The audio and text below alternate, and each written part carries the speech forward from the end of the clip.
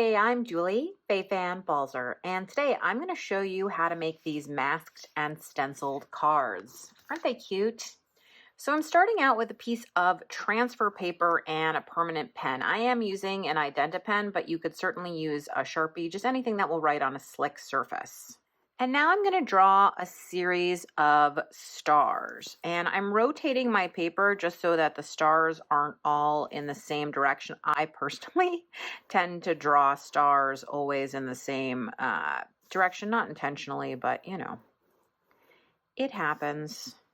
You can do as many or as few as you would like.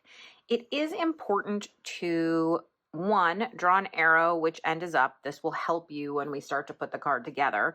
The other thing is we're going to label each of the stars. You can use letters or numbers, whatever works for you. You want to put your numbers inside the star and outside the star. Once you've finished labeling, it's time to take a really sharp blade and go ahead and cut out those stars. Now, you do not have to cut exactly on the line. You want to kind of do it-ish. So I am working on a self-healing mat, and I am rotating this transfer tape as I work, and the knife is constantly going in the same direction and being held in the same way. If you don't have transfer tape, you just need some kind of adhesive backed film that is going to temporarily stick to your paper. You want to make sure it's not going to tear your paper when you take it off. So you could test out different things like contact paper, or they have lots of brands of stencil film. This just happens to be something I had lying around. If you don't want to cut by hand, you could certainly use die cuts, punches, an electronic cutter, anything like that. So you can see that I did not cut on the line, not even a little bit, and it isn't going to matter in the least. I'm going to be working on a piece of white cardstock with some distress ink and some ink blending tools. I do have dedicated blending tools for each color family, so even though this is multiple different colors of green, I'm using one green dedicated blending tool. I'm going to peel off the stencil part of this, which is the outside bit, meaning the part that the stars are cut out of. And I'm planning to get 2 cards out of this one piece of paper. So I want to go ahead and place my mask pretty much all the way to the left. And I'm going to take a minute to make sure that it really adheres down flat. If it doesn't adhere flat, it means I've got something wrong and I need to pull it up and adjust it until it comes down perfectly flat. So to begin, I'm going to pounce my yellow tool, and I'm actually holding the block part of this, not the handle part of it. I'm just sort of resting my finger on top here. And I'm just going to move in a smooth circular motion.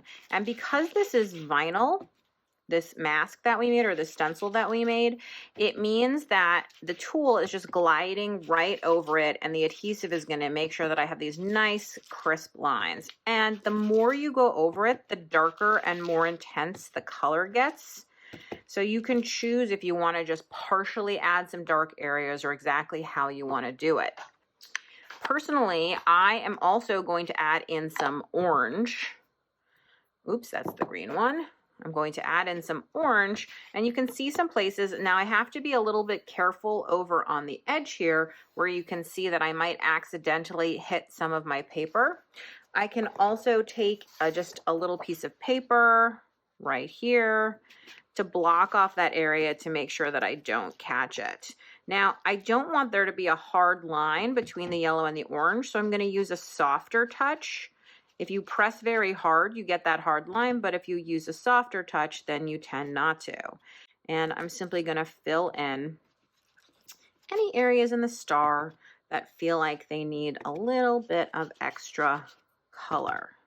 Okay, so now I'm going to go ahead and peel this off and move it over to the right side.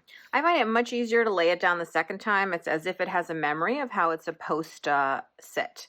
And I'm going to repeat the same process with the yellow and the orange. be aware that there is ink all over your vinyl, and so if you touch it with your fingers, you're going to get ink all over your fingers, and that some of the ink that's already on there, like the orange and stuff, is actually transferring into this, subtle though it may be. So if you were to radically change colors or want a really pure color, you'd need to either clean this vinyl or cut a new piece.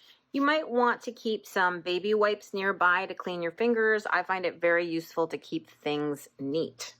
One thing I always save is release paper. So this was from some stickers, and the stickers are gone, so I just kept the release paper because remember, we cut up the background that this came on, and so it's not easy to get it back on there. So because of that, I'm going to use this release paper as a place to store this.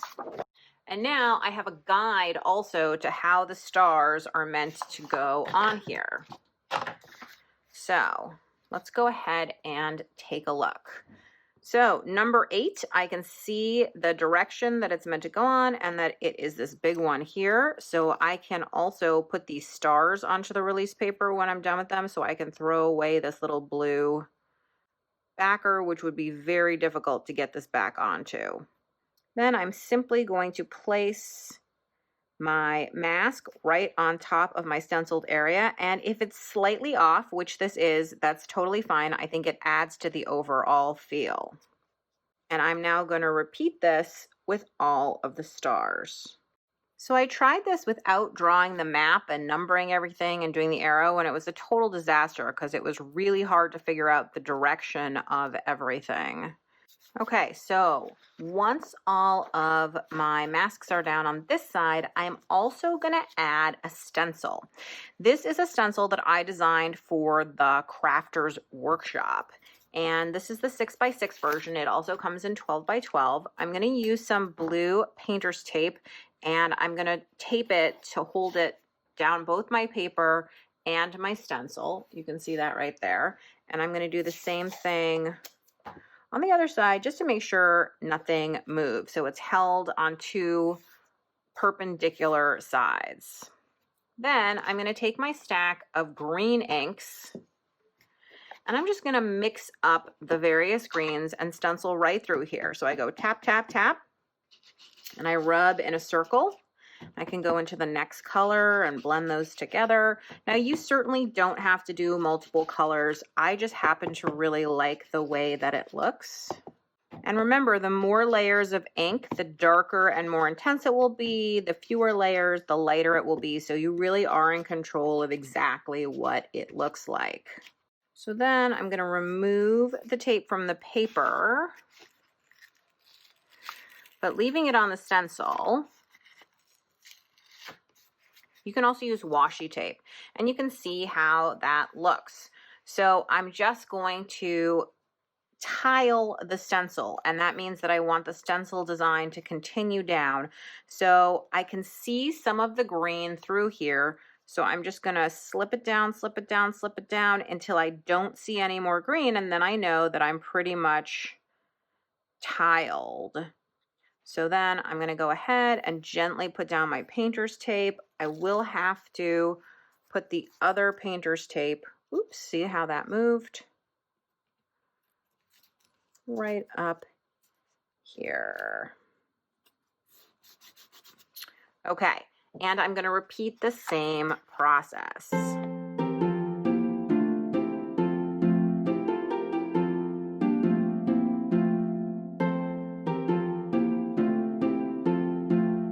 There you go, half of my paper now is stenciled. So I want to make sure to move the masks over. They will get your hands covered in green ink, so try not to transfer those fingerprints.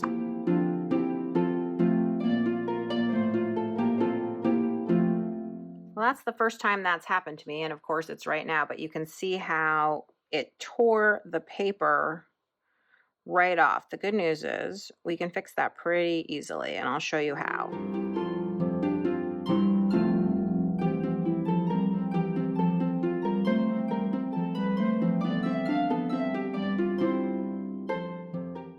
So in this little area where the paper tore, I'm simply going to place my stencil back over that area.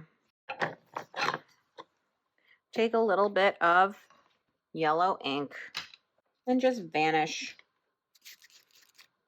the white spot. And now that I've masked all this, I'm going to repeat the same process to tile this. I'm going to go ahead and do sort of a similar thing that you saw me do. I can see the green through here, so I'm going to move it over until I can't see any green. Then I'm going to go ahead and let the tape do the rest of the work.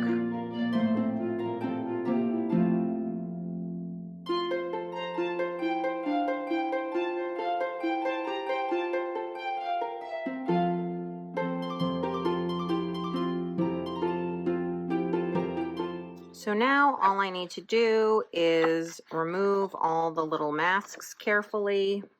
You can keep using these masks until they lose their stick. Depending how sticky they were when it started out, that will depend how long you can use them.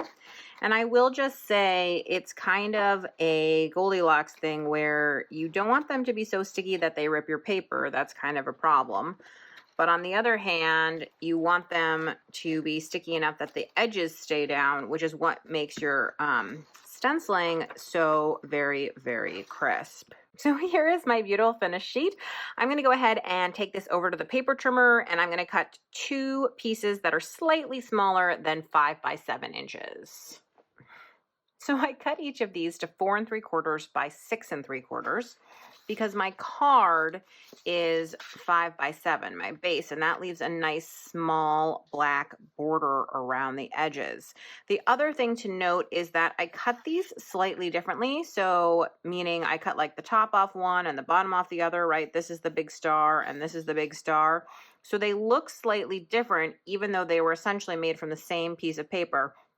And I like that when I create a big batch of cards, that there can be some color variations, some placement of the different elements that are different. You know, they go together and yet they're not totally identical. So to finish my card off, all I'm doing is putting some adhesive on the back of the stenciled piece and sticking it onto my card front, and I am done. I hope you enjoyed this tutorial. For more tips, tricks, and ideas, please subscribe to my blog at balzerdesigns.typepad.com. Subscribe to this YouTube channel. Let's connect on Instagram. I'm Balzer Designs. And of course, I have tons of online classes at balzerdesigns.com.